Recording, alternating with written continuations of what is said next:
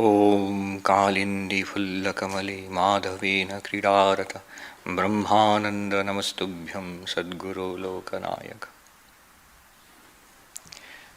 This Sanskrit verse which I just recited.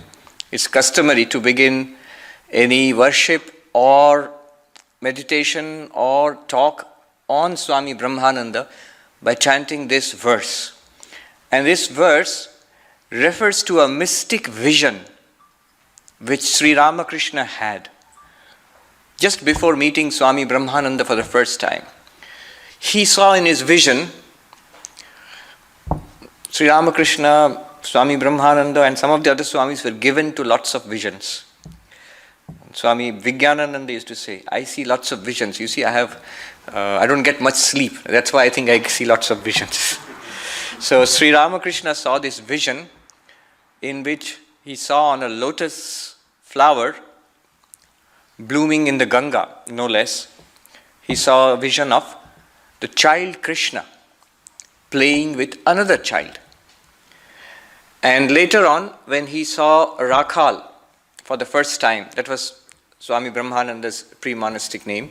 So when he saw Rakhal for the first time, and he immediately recognized this child as the child that he had seen in his mystic vision.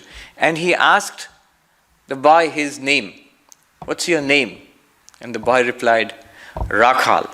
Now that's very evocative for an Indian, because Rakhal literally means the cowherd children of Vrindavan who used to play with Krishna when Krishna was a child in Vrindavan. So the little boys there, they used to play with him, they used to be his friends, and they were called Rakhal. It basically means a cowherd.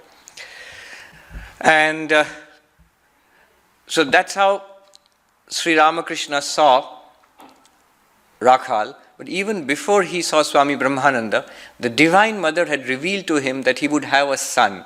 And Sri Ramakrishna said, that's so strange. How can I have a son just like everybody else? Is that what's going to happen? And then Divine Mother said, no, this boy will be your spiritual son. Manasaputra, spiritual son. You will recognize him when you see him. And that's how Sri Ramakrishna recognized Rakhal. And the boy was extremely devotional. In fact, Sri Ramakrishna mentioned that Rakhal is of the house of the personal God. Whenever people would talk about non-dualism or about the impersonal, Swami Brahmananda actually would get up, in his younger days, would get up and quietly leave the place. He was deeply devotional. His father was a big man, and with ambitions to be bigger. He didn't like his son going so much to the temple garden of Dakshineshwar to visit this strange, half-mad mystic. He forbade him to do so, in fact. And once he locked up Rakhal, actually, to prevent him from going to Ramakrishna, to meet Ramakrishna. But Rakhal took the first opportunity, escaped and went to Ramakrishna. And his father, Ananda Mohan, came there. We can imagine he must have been very annoyed to take Rakhal back. But Sri Ramakrishna told Rakhal was very gentle and was very shy and was very quiet. So when he saw his father coming, he got scared. And Sri Ramakrishna said, don't be scared. Parents are veritably the living gods. When your father comes, you bow down to him humbly and let me do the talking. So Rakhal bowed down to his father, and that pleased his father. And then Sri Ramakrishna said, he greeted Rakhal's father very heartily and said, what a wonderful nature Rakhal has. You can see his face, his lips are always moving. He's taking the name of God. He's repeating the name of God all the time. And he's truly a wonderful boy. And that's no wonder.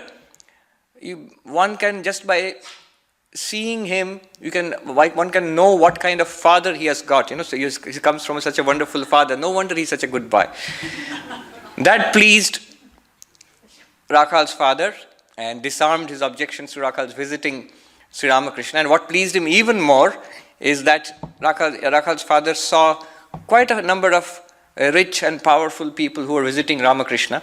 And so he thought, this is not a bad place. If I come and make these connections, it might help me in my professional life. So that's how it came about that Swami Brahmananda, Rakhal got unfettered access to Sri Ramakrishna, and Sri Ramakrishna very dearly loved the boy. In fact, Sri Ramakrishna treated him like a little boy. He used to say, sometimes he would weep and say, "How simple you are. Oh, what will happen to you when I am dead and gone? Who will look after you?" Now, Rakhal was a healthy, educated, strong young man. So I don't think he really needed looking after. In fact, he was the one who looked after our enormous organization in its initial days. But Sri Ramakrishna had that paternal, almost maternal affection for Rakhal. One day, Rakhal just happened to mention that he is a little hungry, casually. And Sri Ramakrishna got so worried about it. Now, in his very strange way, he went straight to the bank of the Ganges and he started shouting, "Oh, Gaurdasi, my Rakhal is hungry. Come quickly and bring food." Now, that's very strange behavior, and Rakhal was very annoyed because everybody could hear that Rakhal is hungry. But strangely enough, just a little while later, a boat came to Dakshineshwar with Balaram Babu and Gaurima, and they had bought lots of sweets. And that was a coincidence, or maybe not. Anyhow, Sri Ramakrishna called Rakhal, "See, Rakhal, Gaurdashi has come with sweets for you. Come and eat." And Rakhal, of course, was very annoyed. Said, "Do you have to shout about it like that? Why do you have to go and tell everybody?" Sri Ramakrishna said, "You are hungry. I just said that you are hungry. What's wrong in it?" So it was like that. Narendranath, Swami Vivekananda, and Rakhal, they were the best of friends. All throughout their lives, they were the best of friends.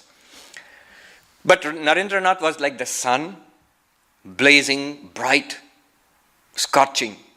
Rakhal, Swami Brahmananda, was like the moon, gentle and luminous, somebody said, like the gentle dewdrops which makes the flowers bloom early in the morning. Rakhal's spirituality was like that. He would make the hearts of people bloom, just find God in their hearts, just by his presence. But Narendranath and Rakhal at that time, they were young men and members of Brahmo Samaj, which was a reform Hindu movement. And one of the things they did was that you shouldn't go and bow down to images. That's one of the things that they had at that time. Brahmo Samaj is not doing too well these days. I think partly due to Ramakrishna maybe. The image worship is back with a vengeance all throughout Hinduism, not only in Hinduism, all over the world I can see that.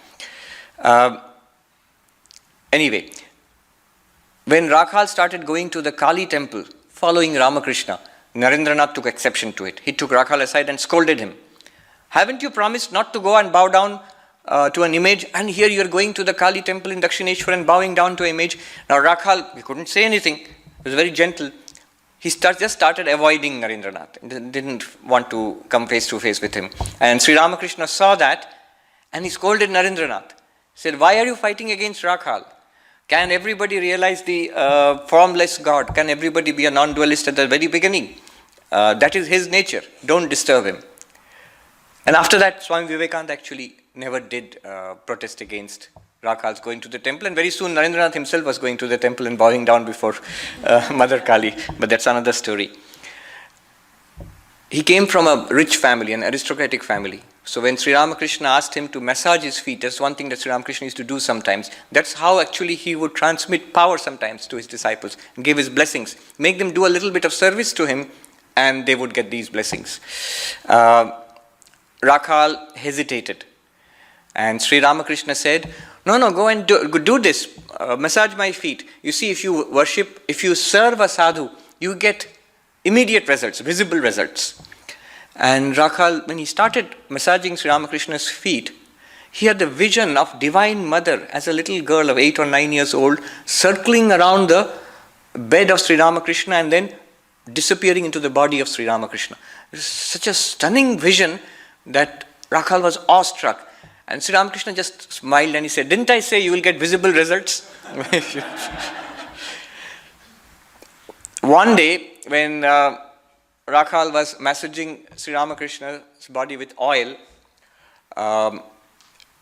he asked for a very high spiritual experience. Sri Ramakrishna, instead of, at first ignored him and then scolded him sharply. And Rakhal, it's just like a very dear child who has never been scolded by a parent. So it's a terrible shock. And Rakhal was upset, angry, sullen, and he actually, like a little boy, he threw the cup, the bottle of oil on the ground and stormed out, vowing never to return. But hardly had walked a few paces outside the temple compound towards the gate, he found his feet were getting heavier. He could not put one step after the other, and he actually sat down on the dirt ground. And then Sri Ramakrishna sent somebody to fetch him back. And Sri Ramakrishna said, where will you go? I have drawn a circle around this place. You cannot leave. A few days later, Rakhal followed Sri Ramakrishna as usual to the temple, and he sat down in the Nat Mandir, in the hall facing the temple of the Divine Mother, and started meditating.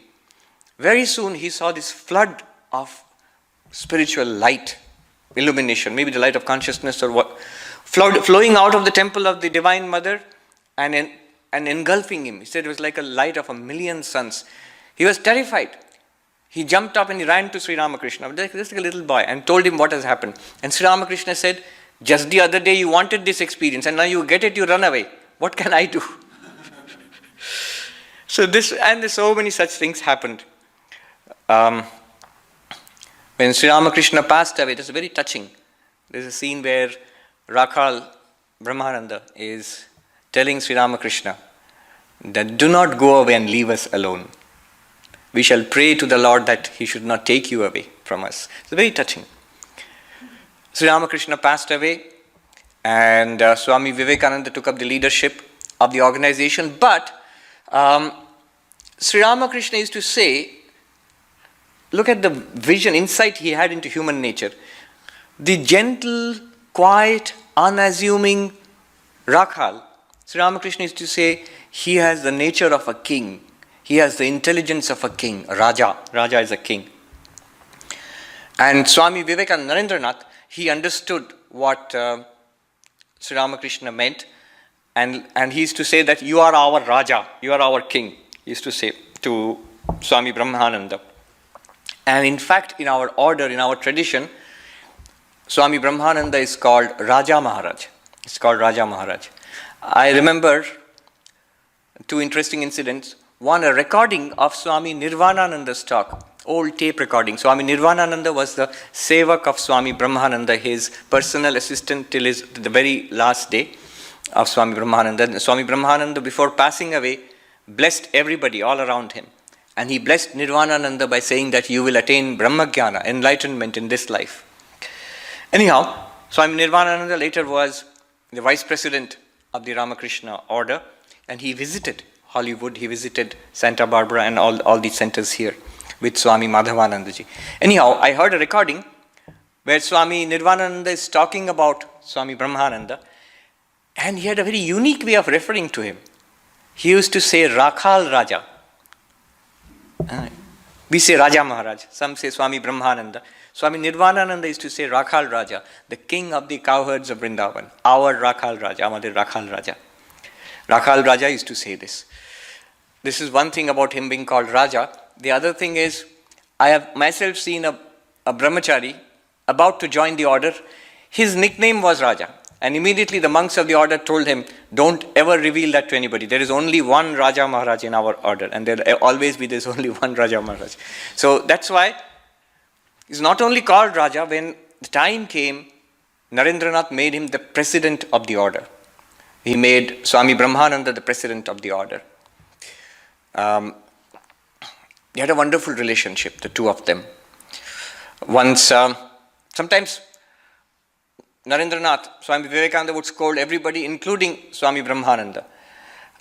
Once, when Belur Mutt was being constructed, Swami Vivekananda was still there, and Swami Vijnananandaji, again related to our center because Swami Swahanandaji was the disciple of Swami Vijnananandaji. Swami Vijnananandaji was the engineer who was making certain alterations, and there's an embankment being constructed, and it went over budget. We know all about that in this country, especially going over budget. So it went over budget, and funds were tight.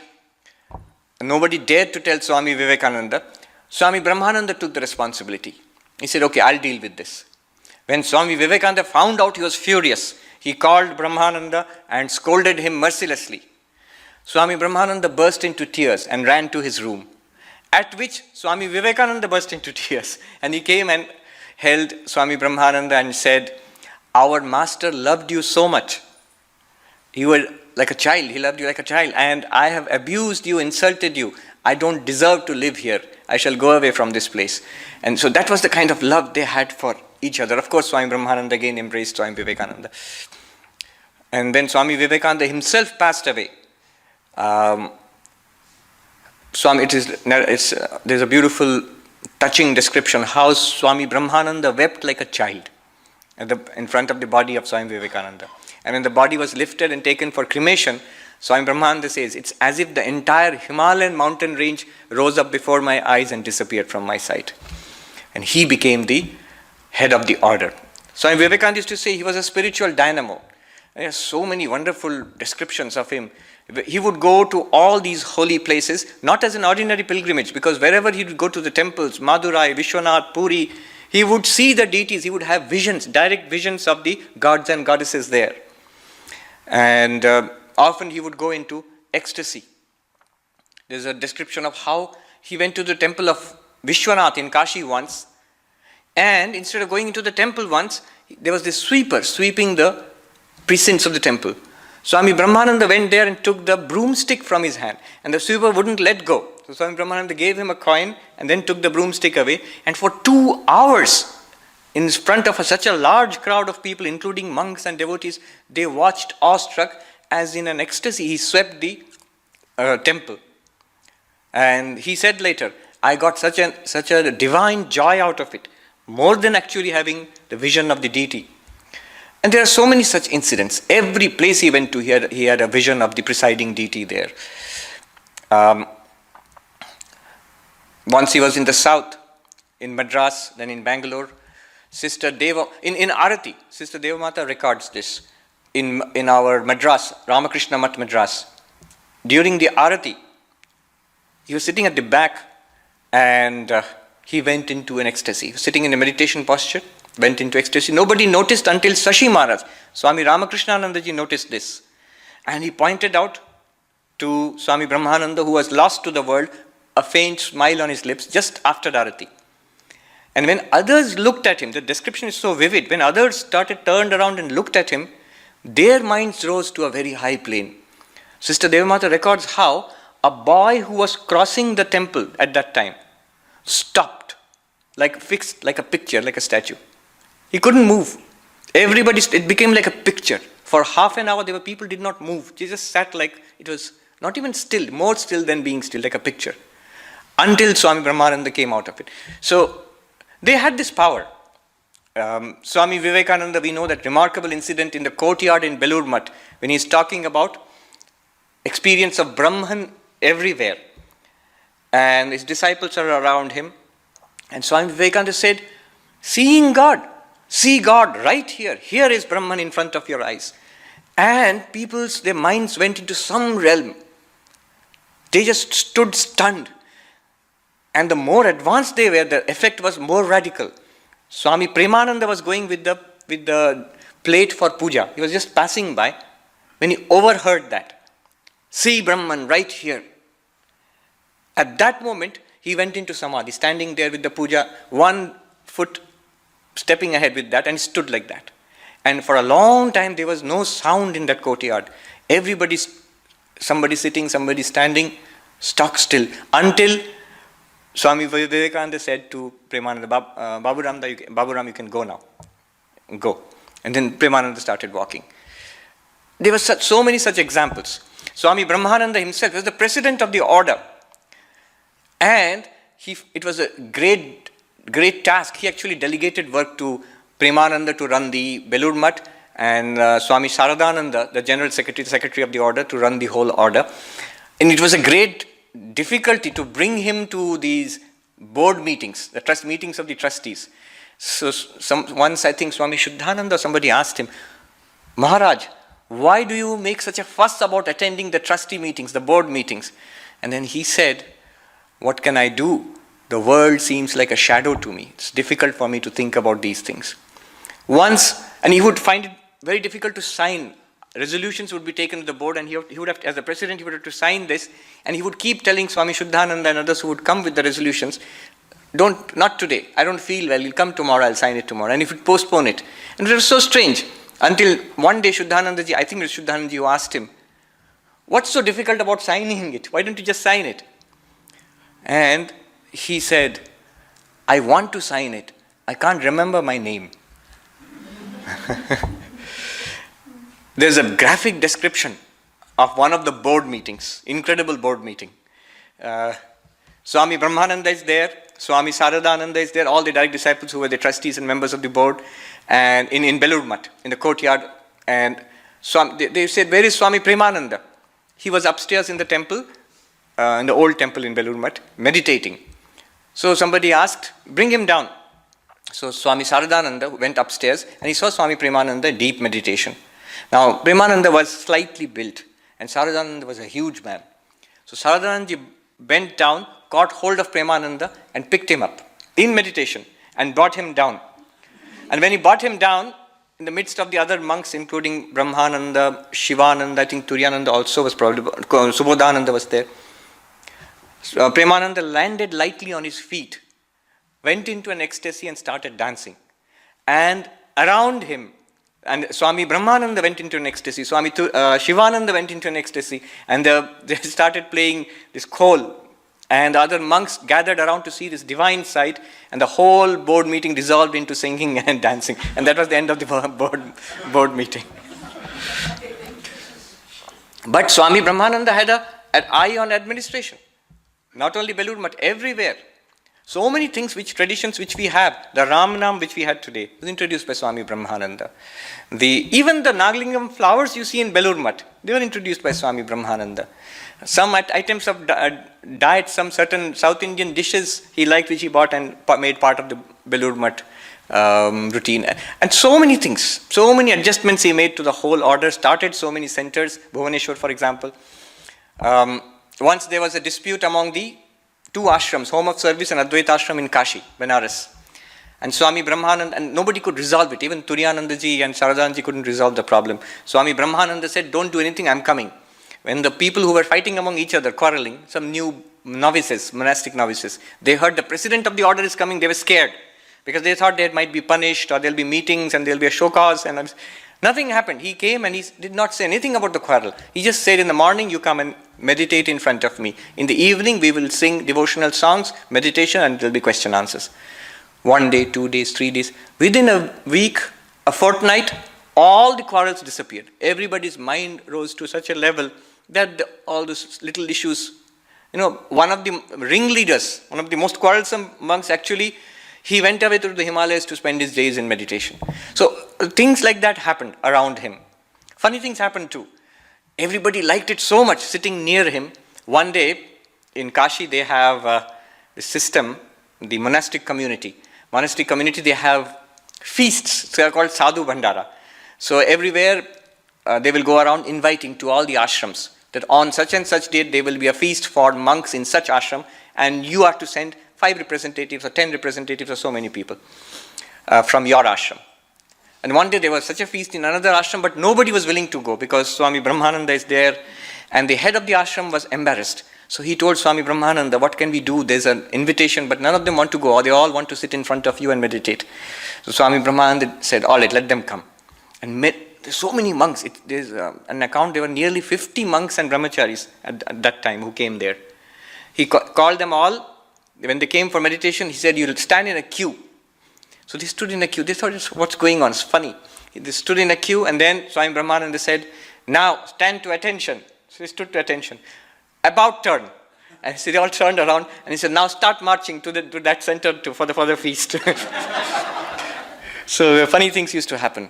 Even in Belur Math, he would keep an eye on what was happening. Premanandaji was an ecstatic mystic too. And he had this tendency, his loving mother heart. He would give away things from Belur Math, food, all the things. There was almost nothing to give in those days, but he would give it away anyway. And Swami Brahmananda did not like this because although he was such a mystic, but he was also extremely practical. One day, matters came to a head. There was a very poor man who used to live near the ashram in Belur Math. He used to come, and very simple man. He used to dance and sing Jai Ma Kali, victory to Mother Kali. So they named him Jai Ma Kali, that person.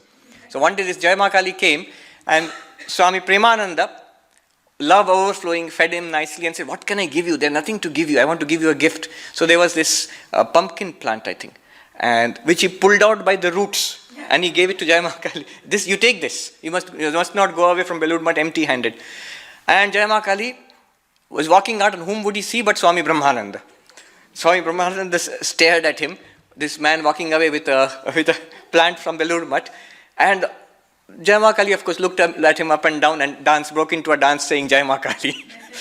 Swami Brahmananda didn't like it one bit, and he went and told Swami Premananda, "Baburam Maharaj, if it goes on like this, how will we run the ashram if you give everything away? This can't go on." And Premananda was so upset. "I'm the manager of Belur Math. I can't give away a pumpkin plant, and what's the use?" And he decided, I'll leave Belur Math. I don't want to stay here. And there is a beautiful story how he started walking towards the gate, and then he could not walk any further. He turned around. He felt that his scarf somebody was pulling. He looked around and he saw a vision. Sri Ramakrishna was standing there, and he was saying, "My dear, where are you going? You can't go anywhere." He pulled him back. There were such remarkable stories of Swami Brahmananda's love and sagacity. I'll end with this ashram. Our Vedanta Society of Southern California has a deep presence of Swami Brahmananda. Christopher Isherwood, many years ago when he came here and he met Swami Prabhavananda, who was a disciple of Swami Brahmananda, he wrote, "This Swami behaves like a second in command." Swami Prabhavananda, Swami P. He always feels the presence of his master Swami Brahmananda, and he feels that whatever he does here is for Swami Brahmananda and on the wishes of Swami Brahmananda. He always feels the presence of Swami Brahmananda. He had a vision of Swami Brahmananda here. So the presence of Swami Brahmananda is palpable. There are places where you can really feel his presence. Once he says to Swami Shivananda, "Brother, I am so attached to Belur Math. Even after I pass away, I shall watch Belur Math from the skies." And there are other places like Bhubaneswar, and another place one feels is the Vedanta Society of Southern California, Hollywood, this particular center, where one can feel a spiritual vibration, the eternal companion, as Swami P. wrote. Swami Brahmananda is the eternal companion of God, the playmate of Sri Krishna. In the many thousands of years ago, on the sands of the river Yamuna in Vrindavan, the divine child played with his playmate. Once again in Dakshineshwar, the divinity appeared with his companion, the same companion, Swami Brahmananda. On this occasion, we have spent the whole day in spiritual fervor, in singing, in meditation, in worship. Let us pray to Sri Ramakrishna, to the Holy Mother, to Swami Brahmananda, to bless us with devotion to the Lord. Om Shanti Shanti Shanti.